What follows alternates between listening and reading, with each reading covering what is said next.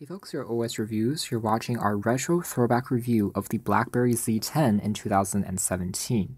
So this phone, when it was first released back in 2013, was a flagship for BlackBerry and one of the first phones running on BlackBerry OS 10. Of course, today BlackBerry is just using Android and putting their skin on top of it for privacy, as well as keeping utilities like BlackBerry Mobile and their hub intact. But BlackBerry 10 is still a very elegant and beautiful user interface, which was a complete redesign compared to older BlackBerries way in the day. So in terms of hardware specifications, we're talking about a phone that offers a 4.3-inch display with a 720p resolution. Otherwise, both the Verizon as well as AT&T and T-Mobile variants in the US contained micro SIM cards, and it's technically a GSM device that you can take overseas and place phone calls with.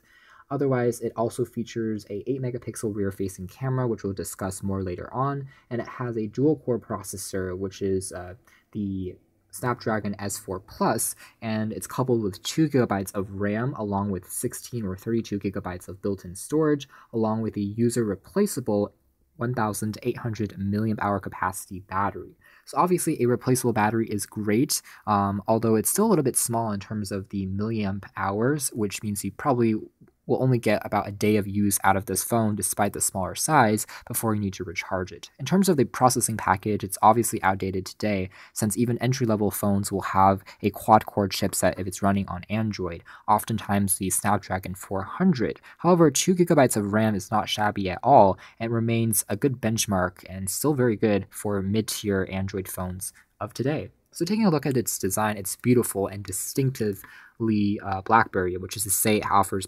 polycarbonate plastics and a soft touch rubber build on the back, which is really reassuring as well as comfortable to grip and hold. It looks utilitarian, it looks comfortable, corporate, professional, and something that will not get damaged very easily. The very back also features an LED flash, and along the sides we have access to these classic BlackBerry controls, which are very tactile and responsive for your volume, as well as a play pause key that also launches the voice assistant.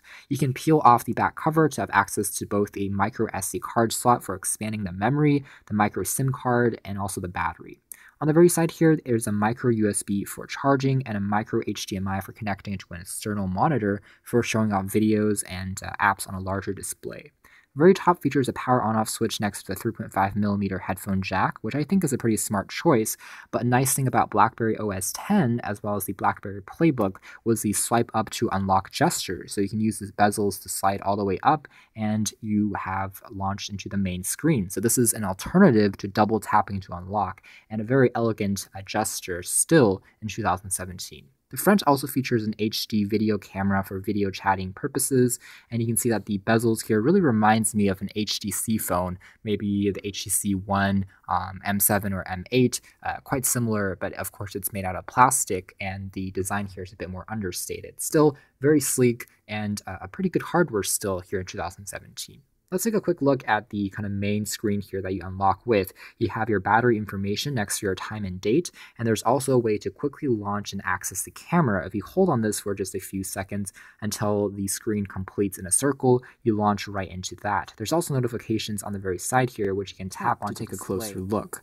When you start to swipe the screen upwards, you can see the sun start to kind of fade and play around with the 3D graphics here, and it also changes in terms of the background according to the time and day. So if it's raining outside or if it's night, it's going to change the background as well. So it's dynamic, it's live, a little bit reminiscent of the Amazon Fire phone and how everything is handled through touch. Just really beautiful to look at. So the screen here, again, it's using IPS technology, and although it's only 720p resolution, in 2017 standards, might seem fantastic, it still is very respectable, especially for general use for web browsing, for watching videos. You won't find any problems, especially since the screen is lower size, contributes to a still very good 356 ppi.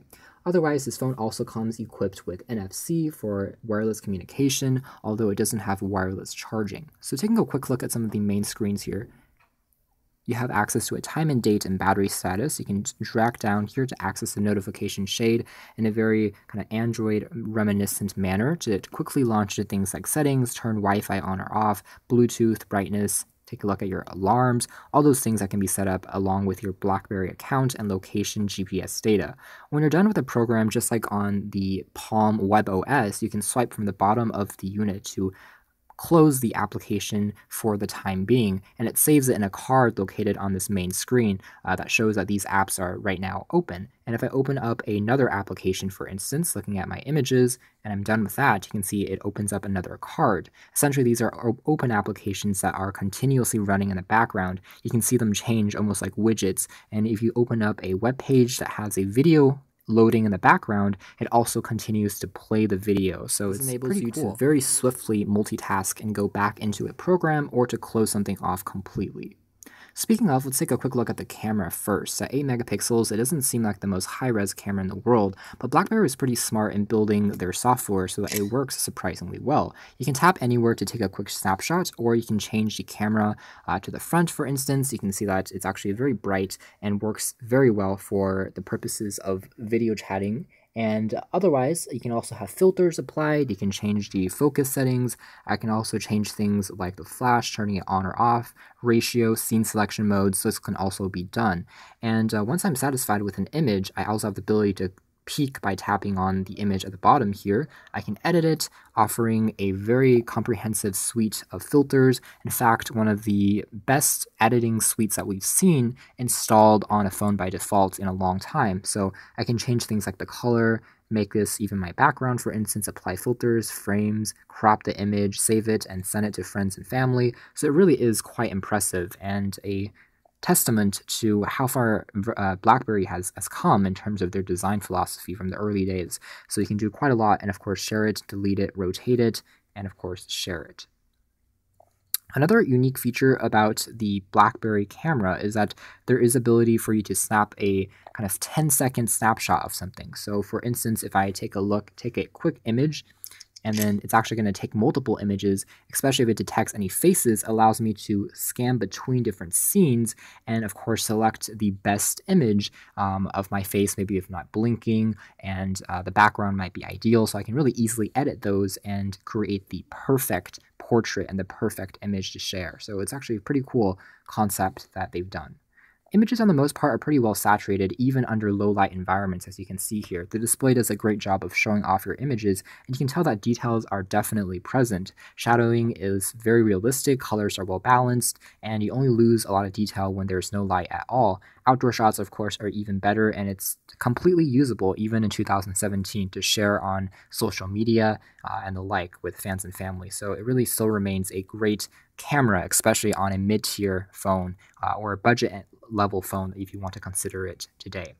A few other shortcuts you can access on BlackBerry OS X is you can swipe up and then swipe over to the right to take a look at your BlackBerry Hub, and this allows you to very easily check out if you have any new messages, both by email. It consolidates that with some SMS attachments, and you can compose these as well. So it makes for a great productivity tool for corporate users as well as people who want to stay on top of their emails and they want to stay really organized. So no matter what application you're in, you can always access the BlackBerry Hub and take a look at if new notifications have come in. So as an example, I can go back into the photos, I can swipe up and again go to the left here to peek into my hub, and of course close up the hub as well. So it's really easy to use. I can always access it on the main screen by swiping all the way to the left, but that is just something to quickly point out. Otherwise, your apps are organized in this grid-like manner, which is somewhat reminiscent to iOS. It doesn't offer any other widgets or ways to customize this quite as much as Android, but it works pretty well, and you can also slide between pages very easily by using the bar at the very bottom here. And below here, there's a quick shortcut icons for accessing the phone dialer pad, which is very elegant and works really well. You can look up your contacts as well, and then of course a key to access the camera, in addition to a universal search, where you can search up both your history, your apps, as well as go to the web browser directly. This is a good opportunity to take a closer look at the keyboard of the BlackBerry Z10. This is a great keyboard because the touchscreen itself is extremely responsive, and the keys themselves are large, they're well spaced, and multi-touch enabled, so you can type really swiftly without any problems. It also offers predictive text, so if there is a word that is recommended that pops up, you can simply swipe up to flick on the word and it automatically populates the search result. So this is quite similar to even modern keyboards you find on BlackBerrys of 2016 and 2017. So it still remains a great companion as far as typing out longer messages. And that's one of the things that BlackBerrys are known for. So when they first started introducing keyboards with the BlackBerry Storm on a touchscreen device, they really wanted to make sure that the typing experience would still be as realistic as possible, as accurate as possible, and have a arm up against other touchscreen phones in the market. And the Z10 really is no exception. So as far as typing goes, still awesome and still works really well. Now, here are things where the Black 10 doesn't do quite nearly as well would be on apps. This was the same when it first came out. The same is true today, especially since iOS and Android are still growing exponentially with their app stores, whereas the BlackBerry world is dwindling and there's not really a huge selection of apps. You can port a few over from Android, but they are really hit or miss, and sometimes the screens will not be optimized for the app, so you'll have a lot of error messages pop up. But with the default applications, there's really only a very small page of, let's say, free apps, although you can still find some few popular titles here and there of free games and free productivity tools, which is why it's pretty important that BlackBerry included quite a few of the apps that you'll want to use by default, so you don't have to go through and find them on your own. So taking a look at some of these default applications, you have access to the productivity and social media essentials, which I would say includes Facebook, Twitter, LinkedIn, and Foursquare. Unfortunately, there isn't WhatsApp here, but you can install that by yourself. There's also the browser, which we'll discuss more later on. There is also Words to Go, which allows you to really easily edit and create new Word, Excel, and PowerPoint documents. And it works really well. So you can see the keyboard here pops up once more. You can take a look at autocorrect text, and you can again swipe up to complete the text if it is correct. And it takes a little bit of getting used to, but it's a great way to rapidly type out text. And once you start using it, you really will love the way that it works. And again, I can change things like font, I can change indentation, and it's surprisingly decent and surprisingly great for a mobile version of this app. So let's try closing up some of these apps and programs just to save again on the RAM. What you'll notice is that the performance is still really snappy.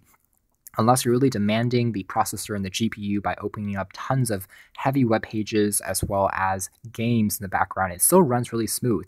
There are no problems at all running on this dual-core processor, and BlackBerry OS X is super optimized. BlackBerrys have always been optimized, in fact, to run on lower-end hardware, and again, the Z10 is no exception to that rule. Other things, very basic multimedia apps for music, video, and editing videos. They work pretty well, but they're not outstanding. Multimedia has never been the main emphasis of BlackBerrys, but it does support watching videos, and it works pretty well if you want to load up your own movies. There's also a games folder, which you can download more games from. It uses Bing Maps for navigation, which is okay. You could always go into the browser and use Google Maps instead. There is a reminder or memo pad app. There's a YouTube client that takes you into the mobile version of YouTube.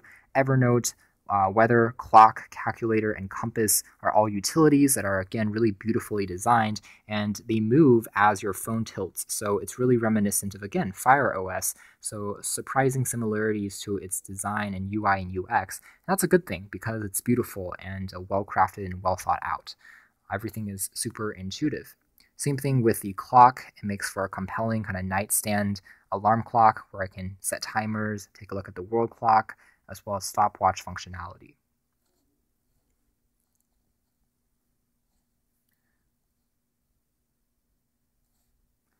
Other essentials on here include a Dropbox app, which is pretty useful, a file manager to look through all your files, and there's also Bing Search tutorials, Slacker Radio built on here for internet radio services, setup for internet, BlackBerry Hub, all those services, Adobe Reader for opening up PDFs. There is a very simple voice control assistant, although not nearly as good or advanced as Cortana, Siri, the like. And there's also a Smart Tags, which is the NFC feature that allows you to tap to pay as well as to quickly scan smart tags and to go to a web page or something like that.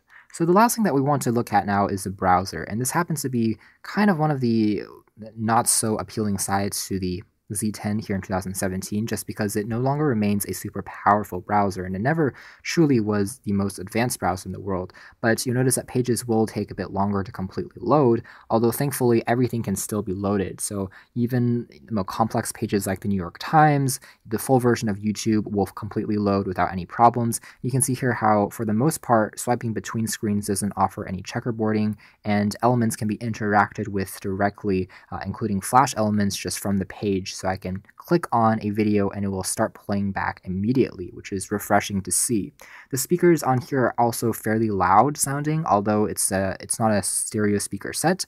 You can definitely use it for playing back music, although I would recommend using the headphones for slightly better audio quality. Tapping on play here takes me into a larger view of the video that's been optimized for the screen and the processor, and then after a few seconds of buffering, it should play back in up to 720p resolution. As you can see here, sometimes you will get error messages. It's not completely assistant, although it only pops up once every few times, so of course no longer the most powerful or versatile browser in the world. And if you go through the BlackBerry store, the BlackBerry world, you can install some more up-to-date browsers such as Dolphin Browser or Origami Browser, which have been continuously updated and will support a longer list. But that's something to quickly point in mind. If you're getting a phone just for web browsing, again, I think a budget Android phone might serve you slightly better. And here you can see the page begin to load with the elements struggling a little bit. I have to wait a little bit longer, but you can see here, not too much checkerboarding, so not too bad, but some of the more complex pages like ads are still being fully loaded, so definitely a little bit longer than on a comparable, let's say, mid-end Android phone, although to be fair, those phones all are now probably rocking a quad-core chip as opposed to dual-core.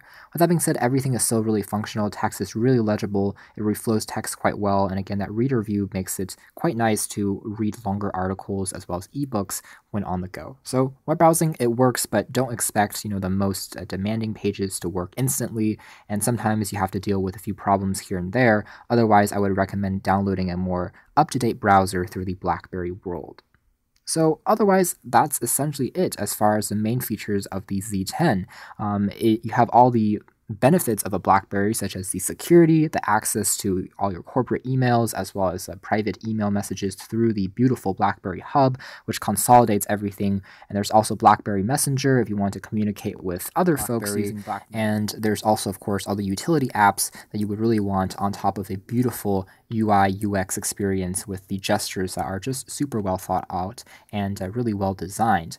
This phone still works quite well, and it's a great way to get introduced to BlackBerry if you are really used to a touchscreen phone and you want to get something low cost, since Z10s now retail for under $80 without a contract if you get it on Amazon or eBay, and that is a huge price reduction as long as you keep your expectations modest. I would say it's still a pretty decent phone in 2017. Just don't expect you to play the most demanding games and load the most demanding web pages, and you still should be fine. It remains a pocketable, a pretty good display, although it's not the most massive screen, but for most folks, I think it will suffice. It fits comfortably into one hand, and it still is comparable in footprint to a lot of, let's say, 4.5-inch to 5-inch phones that are on the market. So the feel and the pocket and the weight and everything is still quite relevant and nicely put together for 2017 standards. You can check out more details about the Z10 in our retro throwback article review, but for now, this has been our video, and you can learn more details coming soon, but thanks for watching here at OS Reviews. This was a retro throwback look at the 2013 flagship of BlackBerry, the BlackBerry Z10.